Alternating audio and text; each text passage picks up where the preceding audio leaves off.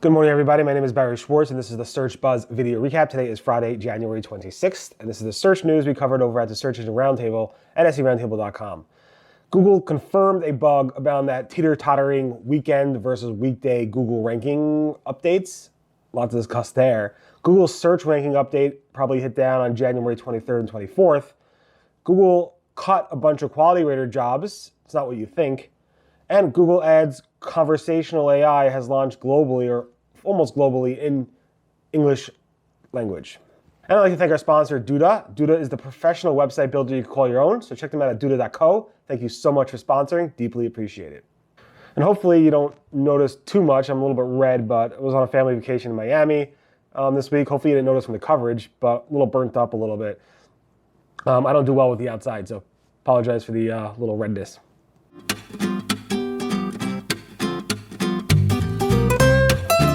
Back on January 18th, I reported about some weirdness going on where a bunch of people have been noticing for the past few months that websites were ranking very well over the weekdays and then were not ranking at all on the weekends.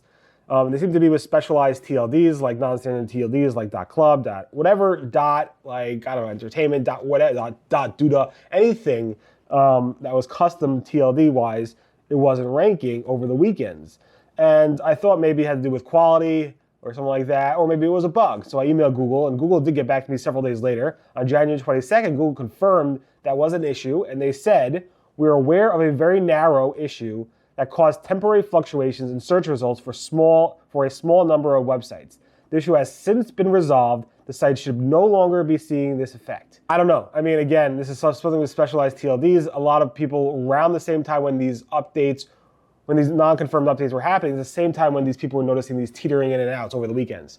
So I assume this had some type of ranking effect on everybody else. So it wasn't only the people that were affected by this, meaning the sites that were teetering in and out, also the other sites that were like going up and down based on these other sites coming and disappearing over the time. So it's very interesting to see that. It did have some type of ripple effect, I think. I think it was larger than Google said it was, but it was fixed. Again, I posted about this again on January 22nd. It's getting a lot of attention. It should probably get more attention than it is. And then on January 23rd and January 24th, we saw another Google unconfirmed update, again during the week. We've been back to these weekday updates as opposed to weekend updates.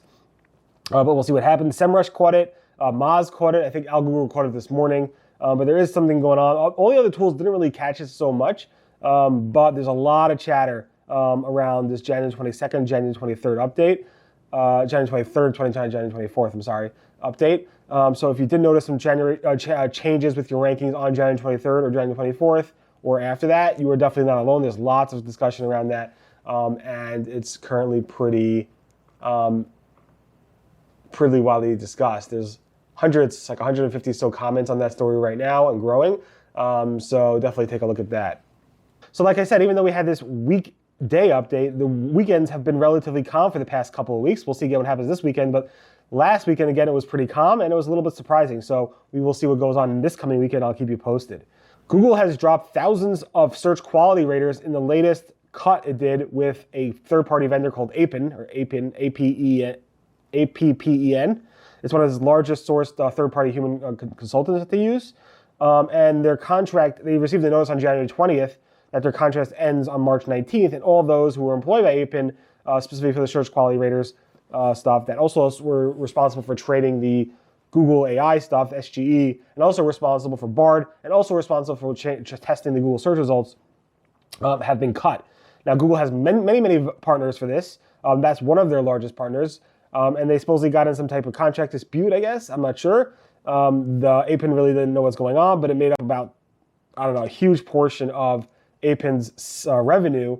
So it's going to be a big issue for them. Cyrus Shepard noticed this, and he signed up to be a search quality rater with Appen. He didn't really do it much, but he got to notice that his job is at risk or probably gone.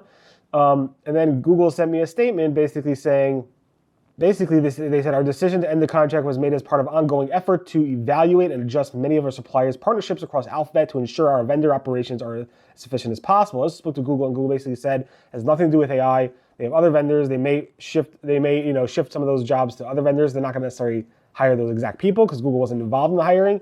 But Google does not plan to cut any humans out of the process. It just parted ways with Appen in their contract. So keep that in mind. People are asking, is it some type of salary dispute or they're paying them too much? Again, I don't know, but that's what Google said. In other news, Google announced yesterday that they're launching a new SEO starter guide. Google initially launched their SEO starter guide in 2010. Then they did a big revamp of it in 2017. And now it's about, I don't know, I think 8,500, 8,700 words in that document. Google said it's going to be less than half of that, around 3,000 words when it launches. And they decided to remove a lot of redundant and repetitive information from it to keep it more structured and so forth. It actually ranks number like 1 or 2 for this keyword term SEO. If you search for SEO, it's currently ranking well. And because of that, Gary from Google in the podcast, this was all announced in the Search Off the Record podcast yesterday, basically said he thinks the rankings will drop because it's going to be less words. And then John Mueller and Lizzie are like, what, you're saying word count is an issue, is a thing? And John and both said, no, it's not really a thing, but there's less words for Google to match on in general.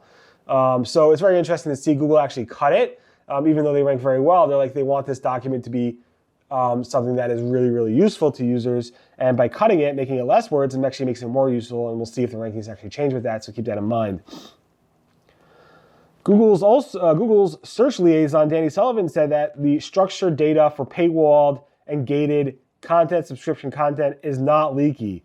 Ryan Single, a journalist covering tech policy for a long time, he writes at Wired and other places, he basically called it leaky, the way it was produced and so forth. And truth is, it's not leaky if you set it up the right way, but a lot of people do not set it up the right way. There's ways to make sure that other third parties cannot access it through looking at Google's IP detection solutions and other things, not just user agent. So keep that in mind, but there are complaints about the paywalled and structured data model not being really so secure. In other news, Google said they may go ahead and try to improve the Google News publisher acceptance method. Back in 2019, December 2019, Google changed the process to automate the process for Google News to accept publishers into its index, I guess, and to show Google, publishers in the Google rankings in Google News. That changed. It used to be a process where you have to apply. Once you applied and you got approved, then you would show up. Now you don't apply. It just happens automatically, and that frustrates a lot of new publishers because they have no idea if they were accepted or not, and they just keep trying to see it. Of course, in Google Search Console, you can see the Google News tab sometimes. You can do a site command in Google News and so forth. But Danny Sullivan said, I'd like to see this get better. I really do appreciate the frustration a new site feels if they aren't being picked up. To the degree I can help, and that's what I'm lobbying for. So basically, Danny Sullivan may go back to the team and say, we need a better process for this. There is the Google News Publisher Center, which really isn't so useful in this respect, but keep that in mind. Maybe changes may happen there. Google made changes to the Google Performance Reports in Google Search Console, specifically for job listings and detail pages. Google said, Search Console has changed the way it evaluates and counts impressions and clicks for job listings and detail pages. This may result in an increase in clicks and impressions for your job pages. So keep that in mind, and I go through how they actually track it. So if you do see a change around January 9th or so, 7th, that's because of this change. Google may penalize recipe collection pages for using structured data when they shouldn't be. Collection pages are not really where you're supposed to be the recipe. You're not supposed to put the recipe structured data. You're supposed to put them on the item pages, their actual recipe pages themselves. And Danny Sullivan said, we're aware some do this against their guidelines. I wouldn't recommend doing it. I passed this along to the team involved before, and I'm hoping that this will lead to some type of behavior being curbed.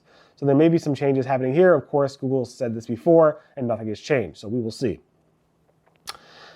Google also said in the Search Off the Record podcast that Gary from Google said this, that HTML structure doesn't really matter that much. He said, I know that some people like to think that HTML structure matters at all as much as also much for rankings, but in fact, it doesn't matter that much. You're basically saying that HTML structure, the H1s, the H2s, all that structure and that placement doesn't really matter that much for SEO purposes. And Google actually said this before numerous times, so it shouldn't be a surprise, but a lot of people are into their HTML structure. And of course, it's interesting to see Google say that. Elena Solis posted a poll on her new SEO FOMO forum, and I repeated it just to get a little bit more of a, to see like if the actual poll results were in sync with each other, and they were. And about 60% of SEOs said that they are worried about the impact that SGE, Search Generative Experience, will have on SEO, I guess. The poll asked, Are you worried about Google's SGE impact? And about 60% said yes, they are. About 30% said no, and about 10 to 12% said they are not sure yet. And that's similar results to the later poll, so it's very interesting to see that. A lot of discussion around that as well. Google Ads has launched its conversational experience, the AI conversational experience, to build ads using AI, images, ads, text, and so forth, to advertisers globally in English language. It's not fully 100% live globally, but it's definitely live. It's definitely live in the US and UK for English, and it will be live for all English languages in the next coming weeks, and then in the coming months it will be live for all languages. So this is something that Google announced months and months ago, and now is actually fully rolling out to a lot of people. Google Ads has sent out suspension threats to advertisers or publishers who are not compliant with the new GDPR consent banners. This whole thing is very confusing, but basically Google said that we may take action against, including suspensions, if policy violations have not been resolved around this specific issue. The Google EU policy team has sent out emails for websites that were not compliant for GDPR consent banners. It will give each one an individual deadline to be fixed, and if you don't fix it by then, you'll have issues. I'm currently working on this stuff as well for my website, so we will see. It's pretty confusing, but hopefully you'll be able to figure it out in the coming months or weeks, maybe. I don't know. Google Search has dropped its cache link from the search results, something that's been in the search results forever. And we saw Google testing this months and months ago, and now it seems to be live. Frank Salmon noticed this first, and then I checked it myself, and everybody's noticing that the actual cache link is gone in specific regions where you can actually click on the little three dots, and it used to show a cache link, and now it's no longer doing that. You can still access the cache by doing a cache:/domain.com to see that cache on that page, but currently there's no way to actually click on a button from the Google search results to see the cache. Google News is testing a publisher filter for some types of queries in the Google News results. This is spotted by Shahim, and you can see this little publisher filter. It doesn't show up all the time, but it lets you, basically, it's a glorified site command for a publisher in the Google News filter. So you can see that there. Google is testing new local business profile designs where they changed out the icons and slightly the layout. This is spotted by Koshul. Here's a screenshot of that. Google is also testing a new nearby events and deals box in the Google search results. This is spotted by a bunch of people, including Sad AK, Koshul, Bright Local. Here's some screenshots of that as well. Google is also retesting a chat with a live agent button in the search results snippet. This looks like, here's a screenshot of that. And this is spotted by Shahim as well. Nice find there. Google is also testing videos on the right side of the search results page again. This is spotted by Marikadan. Here's a screenshot of how it looks. Here's it looks pretty interesting. I think it works well, but obviously it doesn't work on mobile. But Google's testing videos on the right side of the page. Bing is testing Google-like bubble filters at the top, so like the search filters at the top in a bubble format, like circles around it. And also, Bing is testing Sitelinks with bullet points. These both were spotted by Frank Santman over at Mastodon. Also, this was spotted by Shahim as well with the bullets in the Sitelinks. Here's some screenshots of that as well.